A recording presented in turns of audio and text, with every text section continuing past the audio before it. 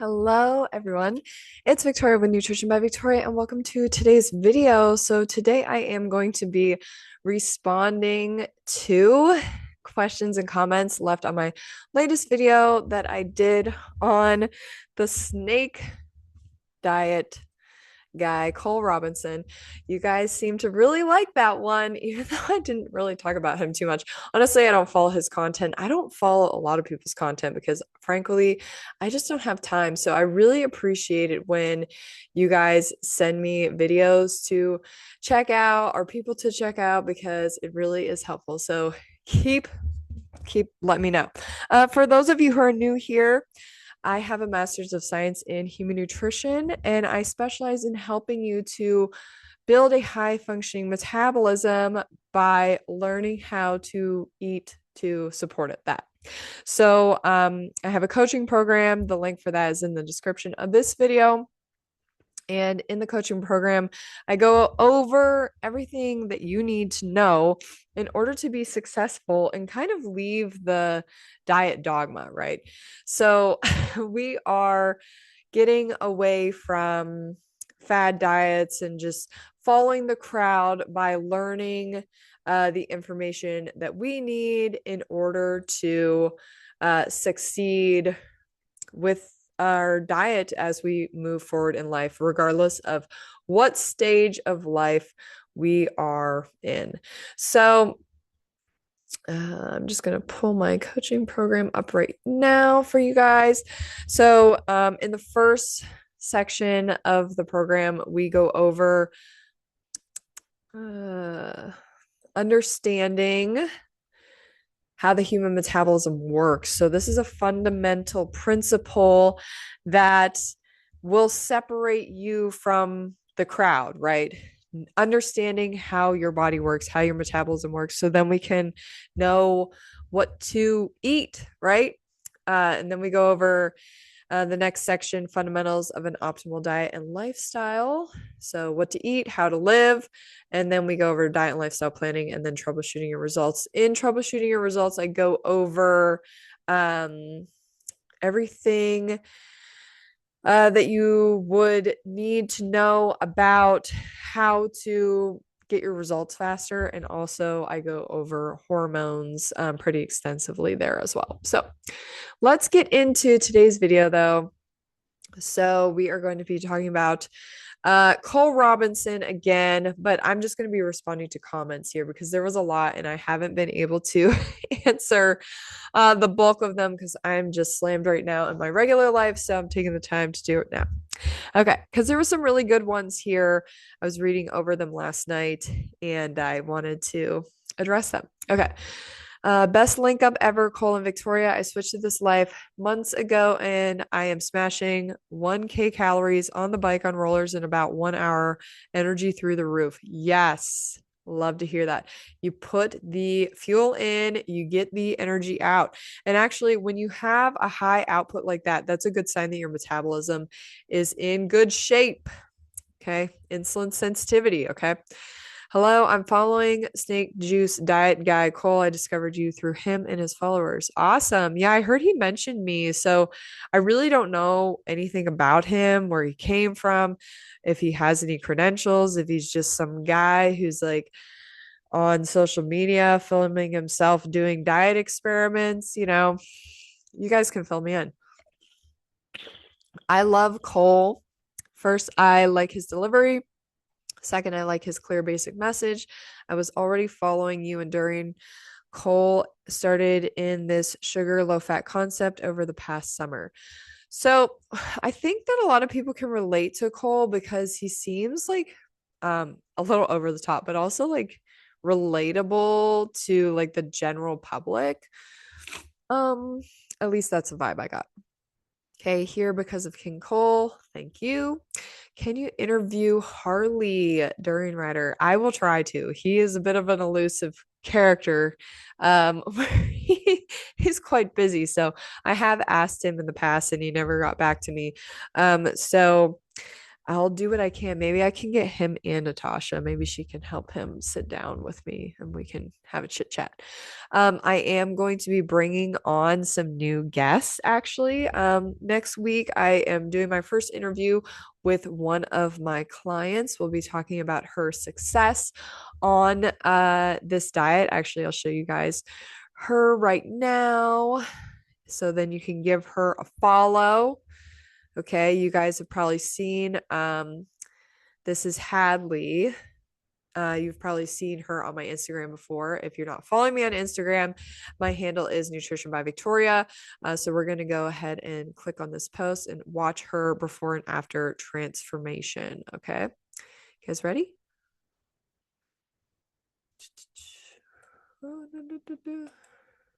Is it gonna, there we go. Where's the volume? Here we go.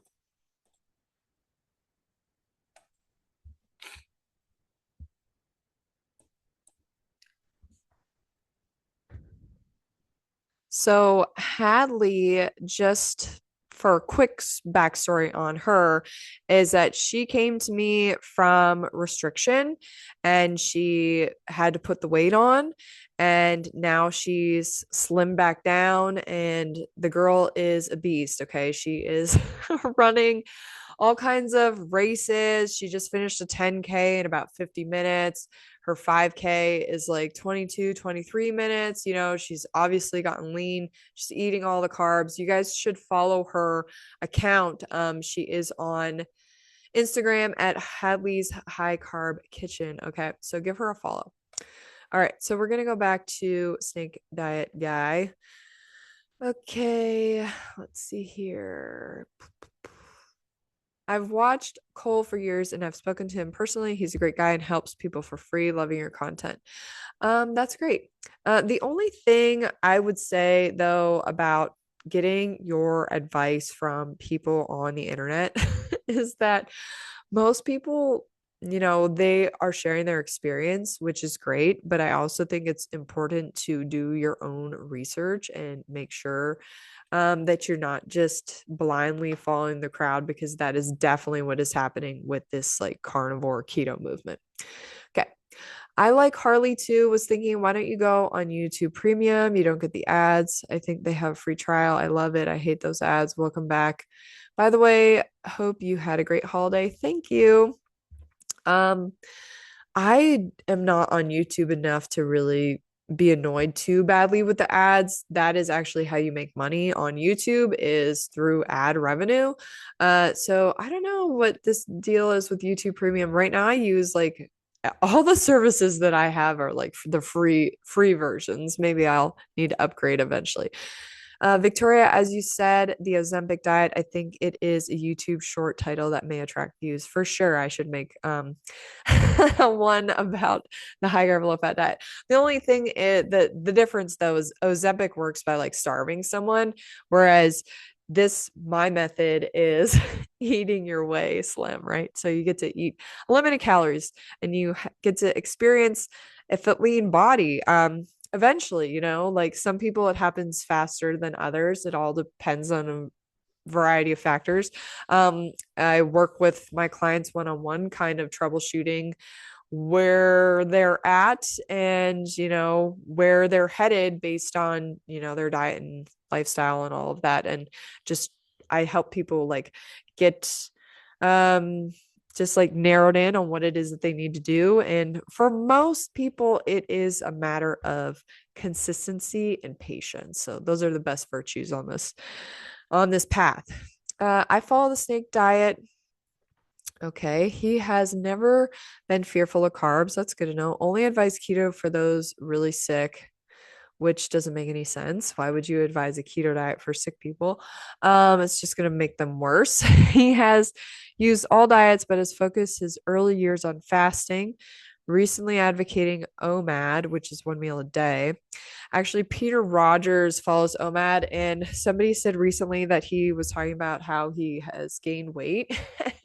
Maybe he's not doing OMAD anymore, but the thing with doing OMAD is that you essentially run on cortisol all day until you eat. So when you get up in the morning, it's cortisol that gets you up. If you don't eat something, your cortisol stays up until you do eat something. So it's important to eat when you get up in the day so that your body's not running on cortisol, aka, using up your glycogen reserves and turning on gluconeogenesis because you want to do, one meal a day or intermittent fasting.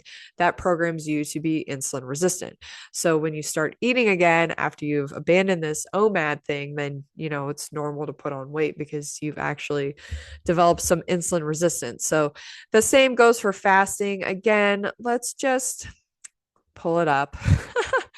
Actually, if you read through this whole study, and the dietetic factors influencing the glucose tolerance and the activity of insulin by H.P. Hemsworth.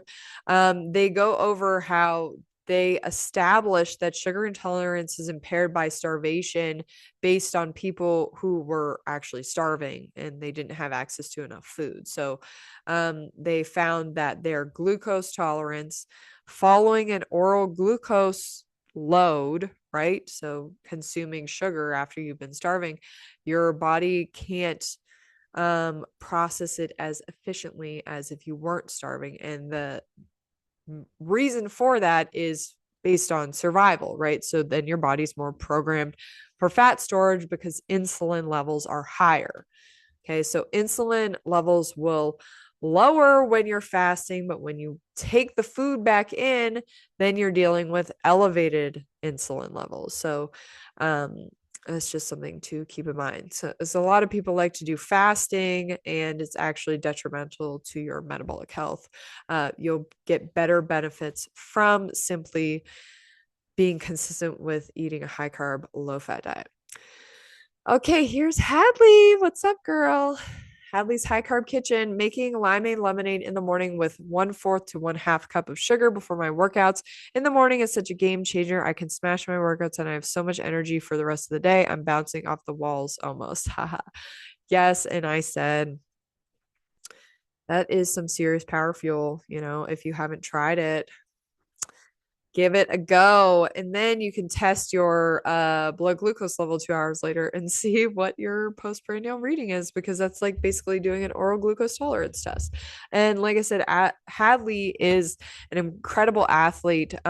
She's always been active, but since she started smashing in the carbs, she's really just taking her fitness level up a notch. And that's what has assisted too with her leaning back out and just having incredible results. She's also a mom too. What's been eye-opening? Sugar cubes, candy without all the other stuff in it. Yes, love it. I've actually heard of coconut sugar cubes, and I need to get some because those sound really good. Okay. I'm here because you mentioned Cole. Loving this latest super snake juice part. All right. Thanks for being here. Nice to have you back. Hope you enjoyed your vacay. I did. I want to go back. I actually found you through Cole last year. Awesome. This is great. The sugar message, regardless of what else people have, attached with it, is all good, because if somebody is touting the benefits of sugar, then you're going to be planting the seed in other people's heads that sugar is not bad, when we've all been indoctrinated to believe that sugar is inherently bad for us. So if we can have more people saying sugar is not bad for you, sugar helps you to lose weight, sugar improves your insulin sensitivity, then the world will inevitably become a better place. Have you ever done a video on Fully Raw Christina? I have not. Fully Raw Christina actually had insulin resistance and came to a high fruit diet, a high carb, low fat diet, and it fixed her right up. But I would say in the last 5 years, she's dabbled with, more fasting and, high protein, like powders and stuff in her smoothies. But I think the last What I Eat in a Day video that I saw that Christina had put out, it was relatively high carb, low fat. But again, it gets into that like whole concept of raw vegan dogma, where you can actually have better results when you're not like subscribing to raw veganism because you can have a lower content of fat in your diet. I mean, there are vegans out there who do no overt fats, raw vegans, but I think that you have better success in terms of long-term outcomes if you aren't so dogmatic with staying raw, right? Adding in like canned fruit, fresh fruit, frozen fruit, dried fruit, sugar, things like that. I don't think Christina subscribes to the sugar. Okay, welcome back. While watching this video, there was a keto diet commercial played. Just out of curiosity, Victoria, do all the comments on the private coaching group have to be approved before they can be posted on Facebook? So the keto diet is being pushed really hard. They anytime you want to talk about nutrition, they're going to be trying to get their little tentacles in there.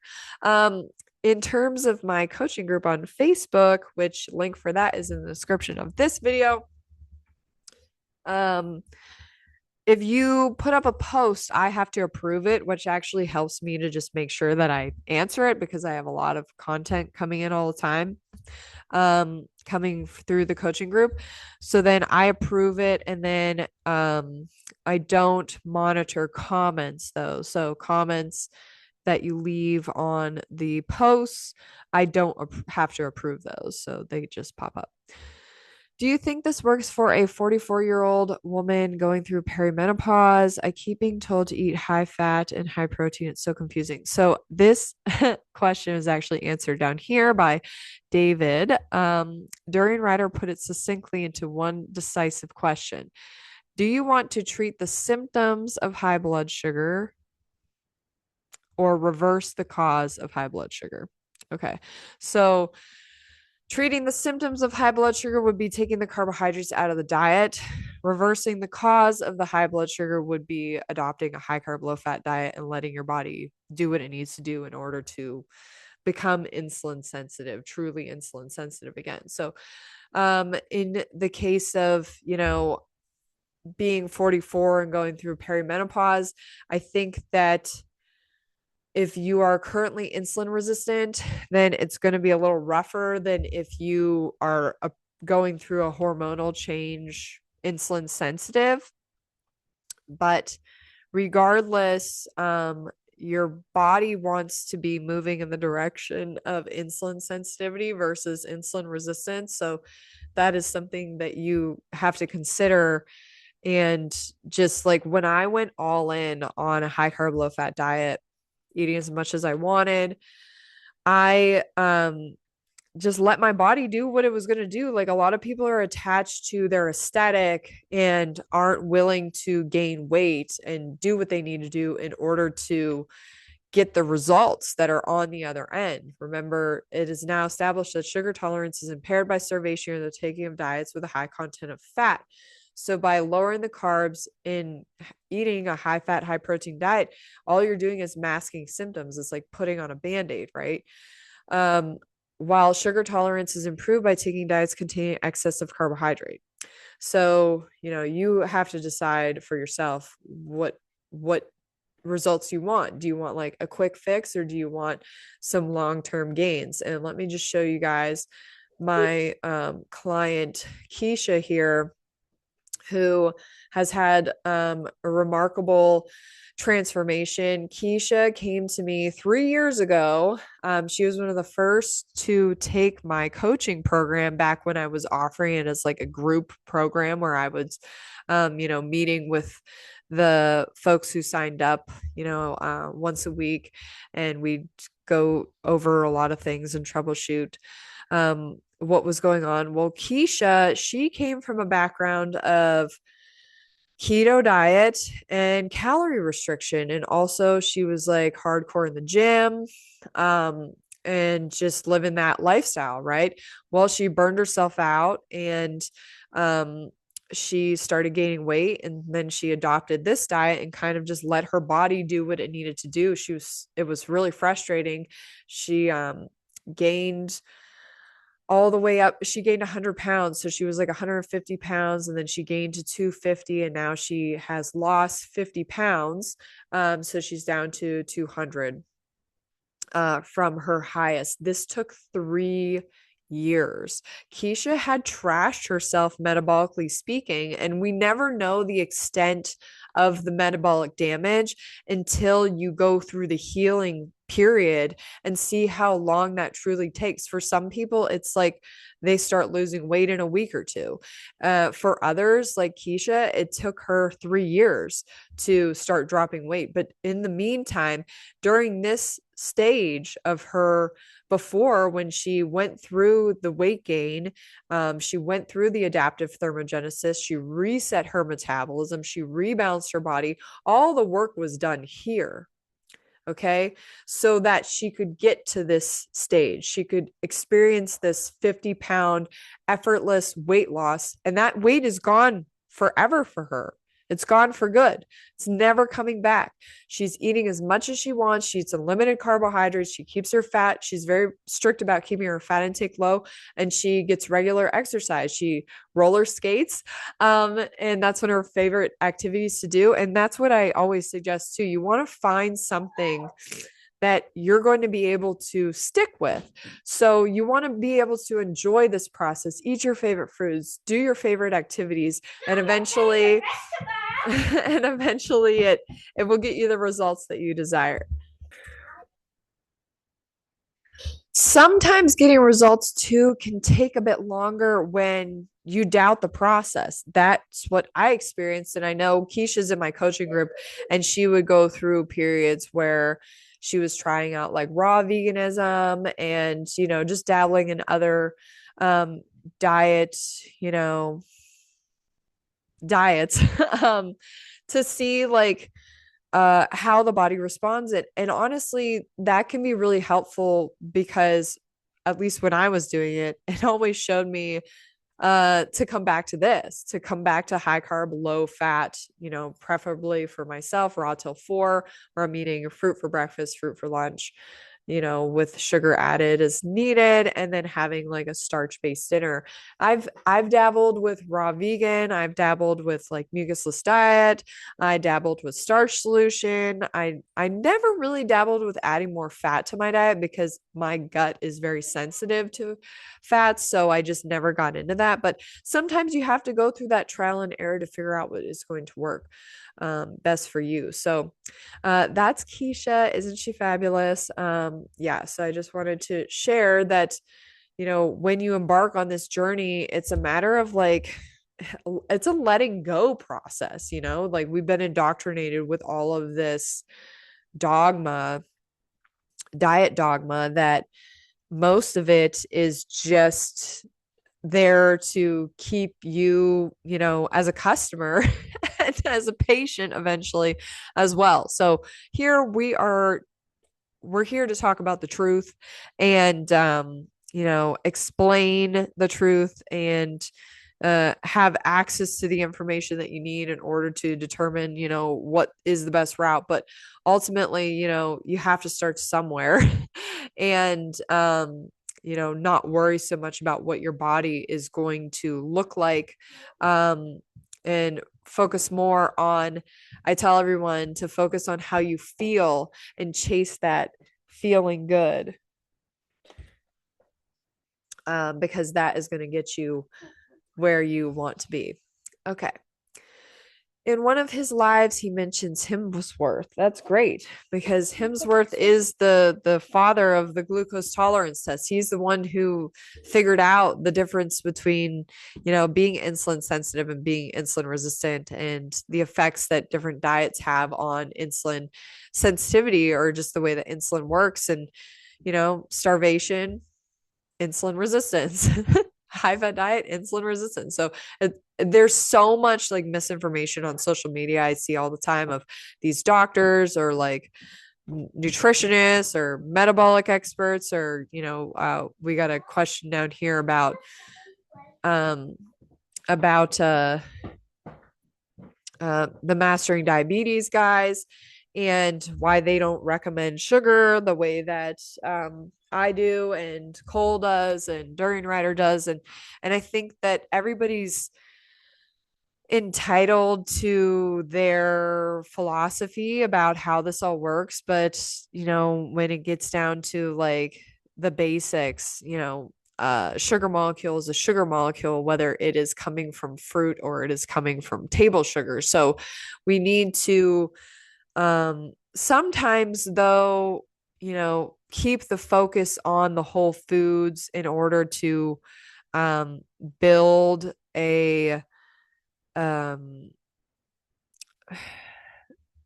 build the body back up if the insulin resistance is quite severe. So sometimes more fiber is necessary, sometimes adding more fat and protein is necessary. So it all depends on the person and where they're coming from. But ultimately, the diet being high carb, low fat is works for everyone, but sometimes there's some tweaks that have to be made depending on where the person is coming from. But I just went like all in. I wasn't eating sugar back then, but going all in on fruit and juice and dried fruit and all that, like it was definitely necessary. And then the other thing that people kind of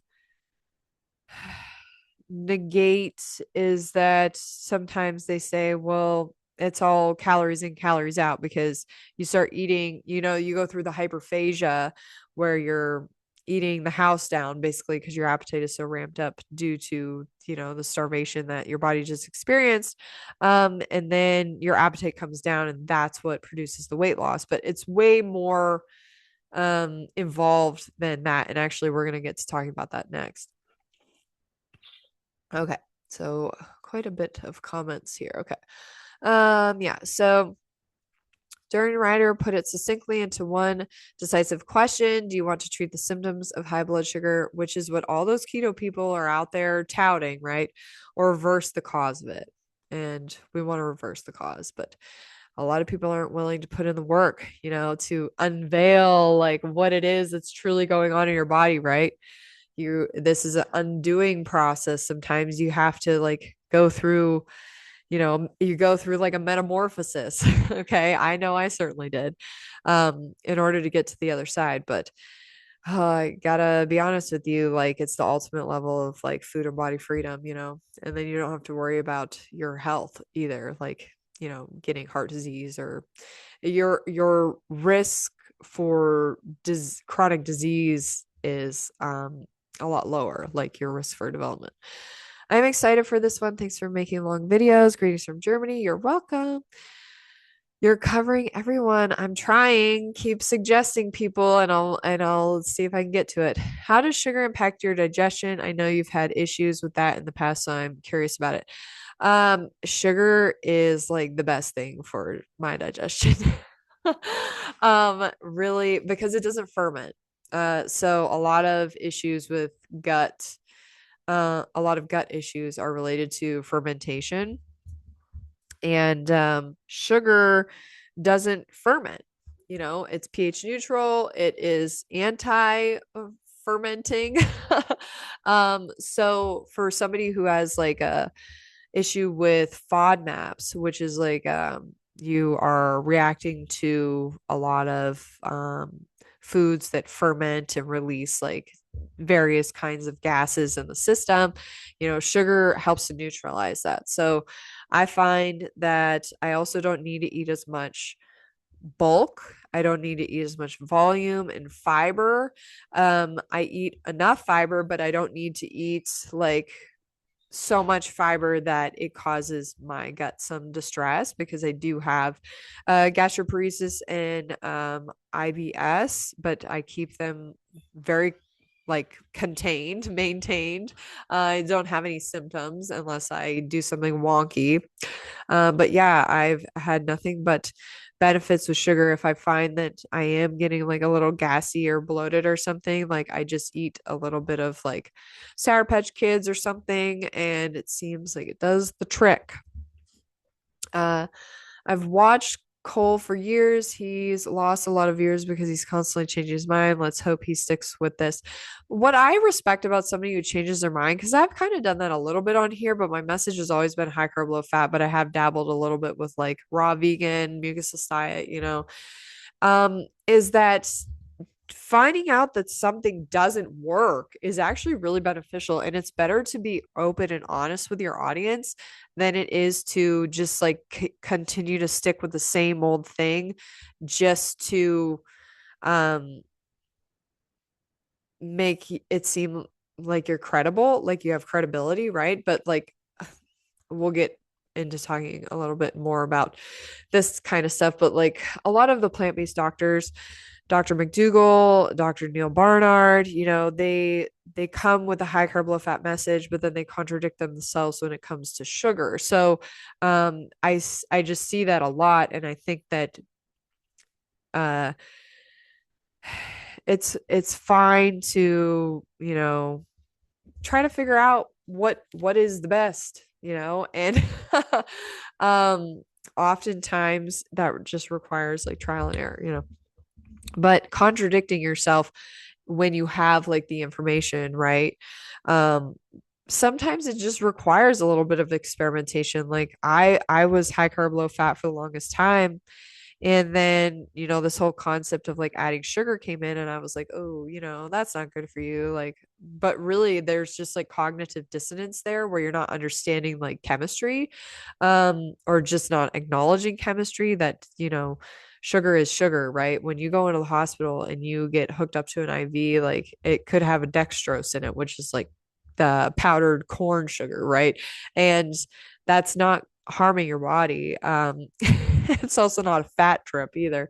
But like, if you're crazy into like thinking that sugar is really bad for you, and then you need to, have something like that because you're dehydrated, or we're in like some kind of like survival situation and you need an IV with dextrose in it.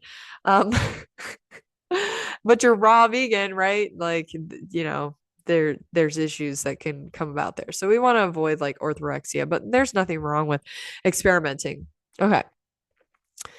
Is this way of eating that you promote going to lead to a lean body with zero exercising? I checked on Strava on During Rider and Natasha, especially DR, says he's barely doing any sport, but biking 12 to 30 kilometers some days, maybe nothing to him. For me, it is almost impossible. I have a sedentary job on a computer, 12 hours day shift. Wow. You can always find time for movement though.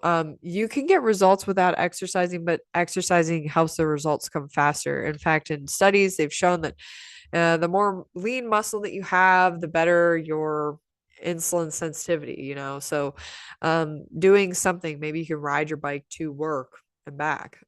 Maybe you can hop on a stationary bike in the morning. I always recommend doing exercise like first thing in the morning, so then you get it done and it's, you're good for the rest of the day. But um, being sedentary promotes insulin resistance. So being active helps to move the sugar out of your blood and into your cells just more efficiently. It helps insulin work better.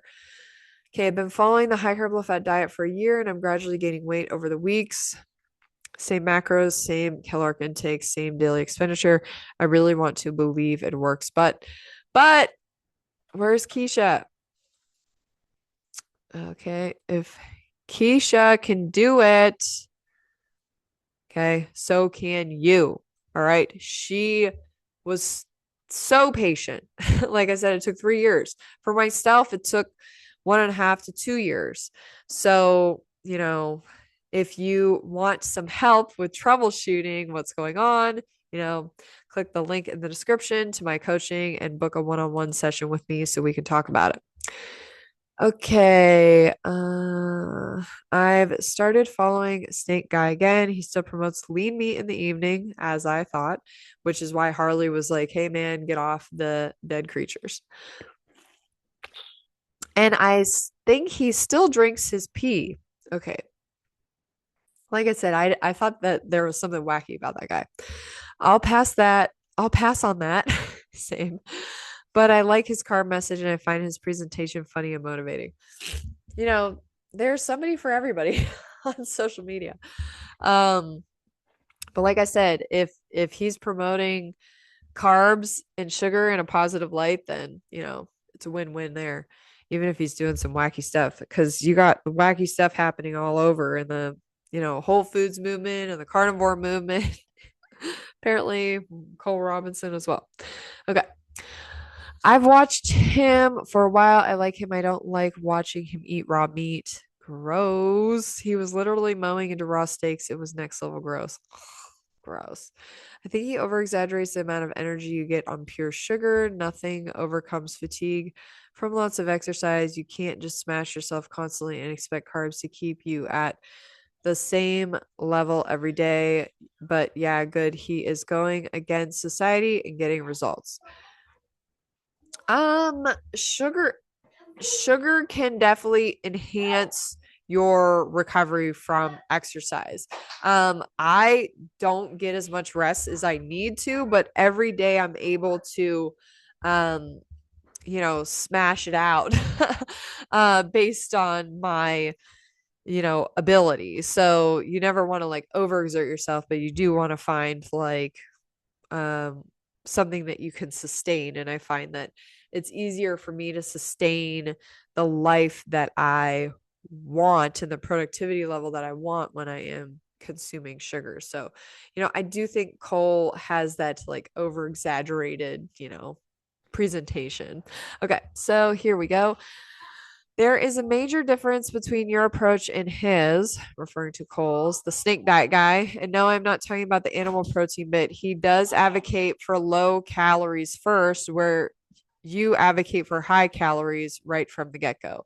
Yeah, the thing with this is where I think that there's a discrepancy with like Cole's understanding of metabolism, because if your calorie intake is not sufficient.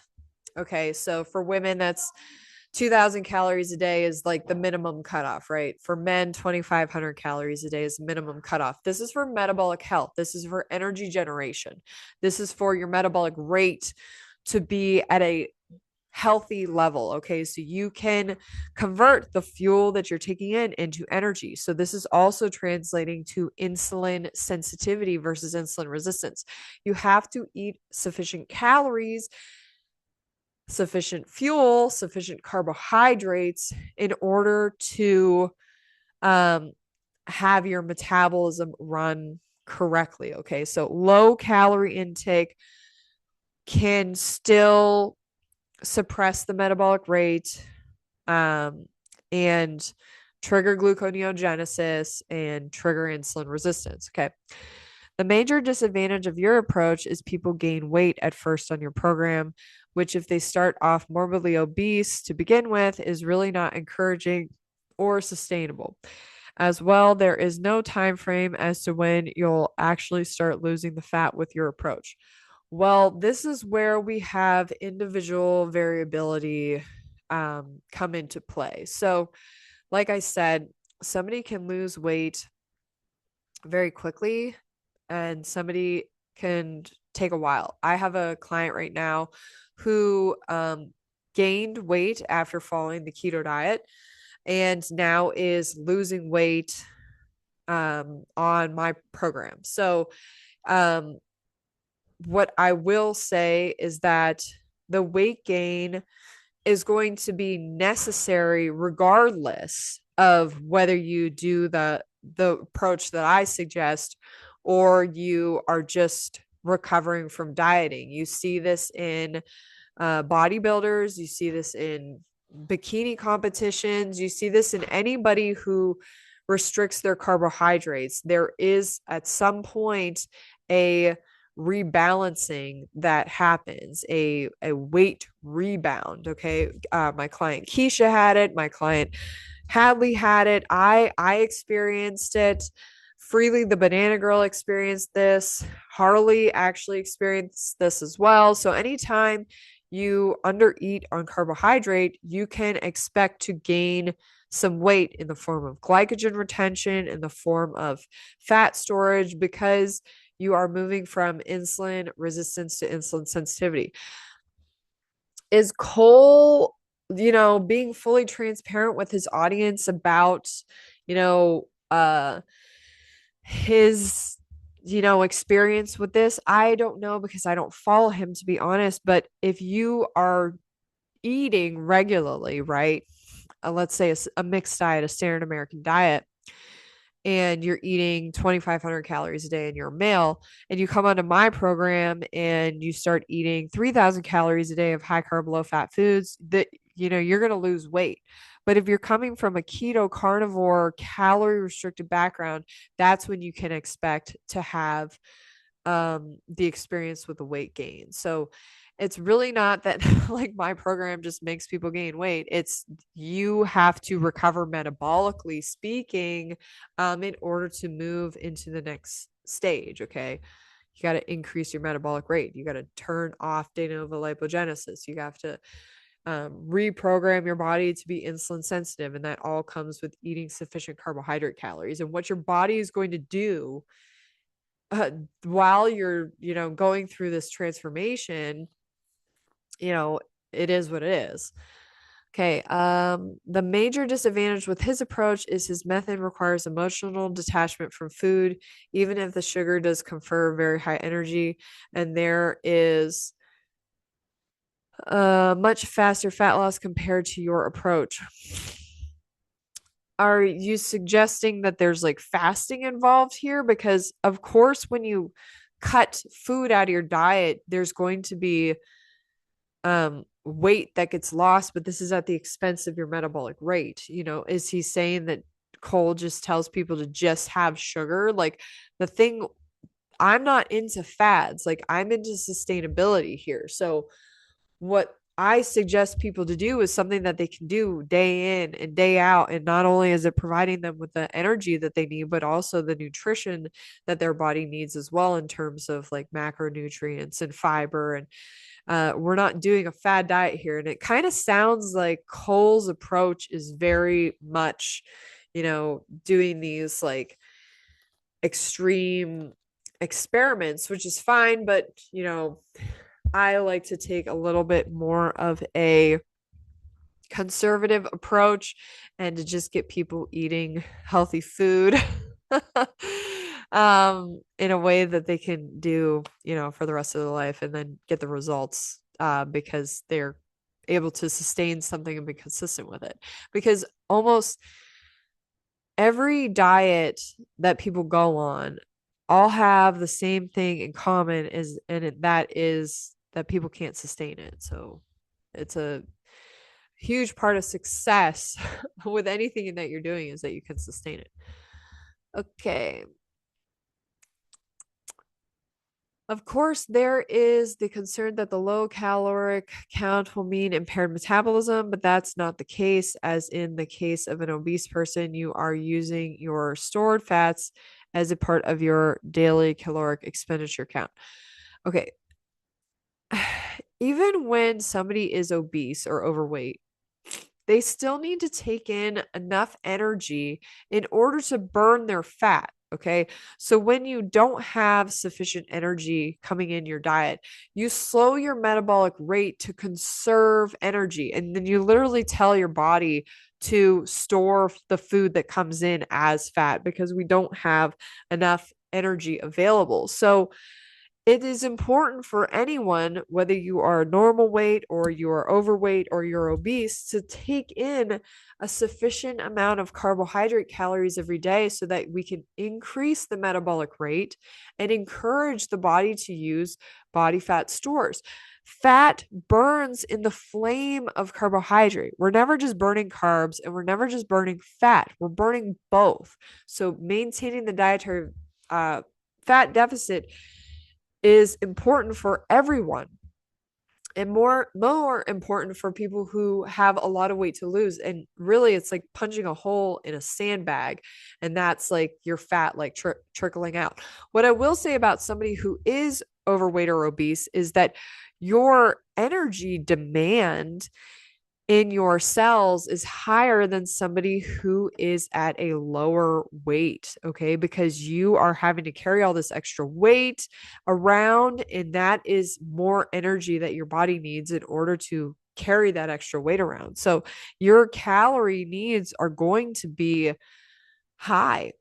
Okay. And it's important that you eat sufficient calories so that you can burn that fat off and then, reap the rewards of being consistent with the diet and getting, meeting your aesthetic goals and having more energy and then getting fitter. And, it's all a process, right? But it can be, even though it's different, everybody's on a different journey and going through a different experience.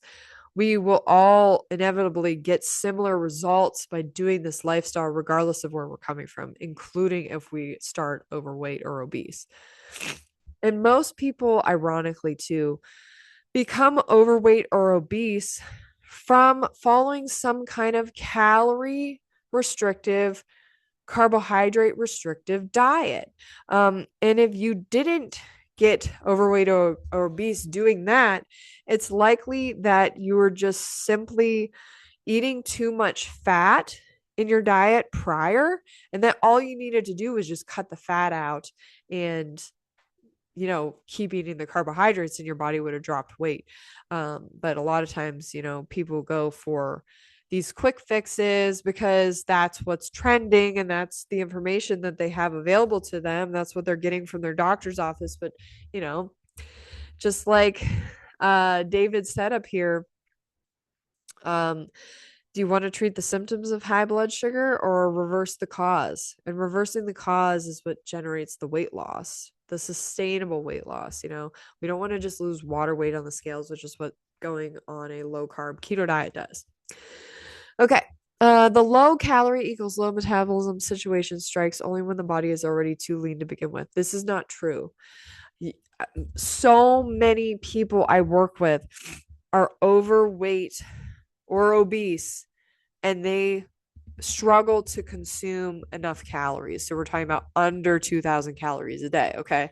So that it doesn't add up like the way that you are thinking, Armand. Low calorie does equal low metabolism, and you can still be carrying a decent amount of weight and be experiencing this. Like you think that doing a calorie deficit is going to help you to lose the weight, but then your weight plateaus and you still have this extra weight to lose, right? You're still overweight. And your calorie intake is already at 1,200. It's like, well, what are you supposed to do from there? Just eat less. And then you're looking at nutrient deficiencies and hormonal imbalances. Low calorie is not the answer. Low calorie does equal low metabolism, and that has to be corrected before you can start losing weight again. Anywho, my take on the difference between you two so far, and I believe this to be an important difference. Yeah, so it sounds like Cole subscribes possibly to the calories in, calories out theory, which is really just a theory. Like that's not how our metabolism works. Like the less energy, the less fuel we put in, the more weight we'll lose. Like that does work, but there is a cutoff because you lose the weight at the expense of your metabolic rate. So we want to lose fat while maintaining our metabolic health, which is what my program does. High carb, low fat, sufficient carbohydrate calorie diet. Okay. And it has a lot to do with just the fact that we're promoting insulin sensitivity. Okay, the snake guy promotes sugar to do a sugar fast. He said to lay off starch until you lose a ton of weight with sugar first. But is his sugar fast like sufficient in calories? That's what I'm curious about. But you don't have to do that. I recommend eating. We want to train the GI system to be able to handle food. It's fine to do like, if you're sick and you just want to have like sugar water all day or juice or whatever. But when you're active, you want your body to be, strong. Like when you're healthy, you want to be taking in fiber. You want to be taking in like real food substances, like giving your body nutrition other than just sugar. Sugar is great, but you want fruit, sugar, starches, vegetables, legumes if you desire, fruit, sugar, starch is the main because that's what you're going to be getting the bulk of your carbohydrate calories from. But you also want food that contains nutrition. And like I said, we're going for sustainability here. If I put my clients on just like a sugar fast, no one, maybe one person would be like, hey, I was able to do this. And like, it's dangerous, just, you don't need to do that. Maybe try having some sugar water, adding sugar to your juice, but like eat a diet that's based on like whole foods, right? Fruits and starches and vegetables. That's how I eat. I eat fruit for breakfast, fruit for lunch, sugar as desired. So I might be putting sugar on my fruit. I might be having candies. I might be having sorbet. I'm definitely having dates. And then in the evening, I have a rice dish, usually some kind of vegetable with it. Sometimes I just have rice. But there is food there, like actual food that you have to chew, and it's good for your body to be, challenged with real food every day. Okay, a paleo valley and a keto chow ad came on while watching this. Yeah, they're trolling hard. Using the fat argument for avoiding very lean meat is a very bad one. You can easily get more fat from a big meal of chickpeas, oats, and or quinoa. Are you going to start telling all hard carb, low fat vegans to avoid those? Depends on what your goals are. I think that if you're looking for the quickest weight loss, chickpeas, oats, and quinoa, exchange those for rice, and focus more on fruit and rice. Other than the chickpeas and oats and quinoa, which have a tendency to be a little bit higher in fat and protein, but they're still a non-issue. And the biggest difference between those and let's say chicken, right, for your lean meat, or turkey for your lean meat, the plant foods don't contain saturated fat or cholesterol. Okay, so there we got a difference there. They also aren't going to stimulate your IGF-1. Okay, so there is a big difference between having chickpeas as opposed to chicken. Okay, so you're going to get better results having the chickpeas as opposed to the chicken. Can you review at least one, if not both of these two videos? Maybe I will. Okay, but not right now. I got to end this video soon. Can you address why Mastering Diabetes doesn't teach this stuff about sugar? And they're very big on only whole grains and whole foods. I think that that's always been their MO, but I I always think it's important to like reference the literature, right? Because that's what they're using is like HP Hemsworth's work, right? Like his findings on a high carb, low fat diet. But McDougall did the same thing where he said, eat your starches, but don't eat too much fruit because it's too tasty. You'll get too many calories. Don't only add sugar, like a little sprinkle. Don't eat dried fruit, and I think that it just created like orthorexia in people. And then I heard that McDougall actually wasn't even vegan himself. And I feel like when you put those kind of, when you restrict your carbohydrates in any kind of a way, like just even in your mind, I can't eat more than 2 pieces of fruit a day, or I can't have sugar, or I can't have dried fruit, or I can't have fruit juice, then you are limiting your access to carbohydrates. You might think like, oh, I'm not going to eat too many calories because I'm just going to have my starches, right? But when you limit your availability of food, like what you are going to eat, you inevitably are going to fail. So I think that Robbie Bavaro and Mastering Diabetes and Cyrus, his buddy, they have the right idea and they are helping people, but they'd get better results by including sugars. And I even think they use like nuts and seeds and stuff like that, and they're people would get better results not doing that. Of course, there is always like a time and a place for, the possibility of adding those in. But for the most part, most people need to be eating more carbohydrates and less fat and protein. But people will get results, eating high carb, low fat, as long as their calories are sufficient. Even if it is like an 80-10-10, raw food romance style diet. But like I said, results will be better, energy levels will be better, fitness will be better, weight loss results will be better if you can, eat more carbs and just be strict, no overt fats. Like that's how Keisha got her results. She had to be strict about the no overt fats. Okay, so that is it for today's video. I hope that you guys enjoyed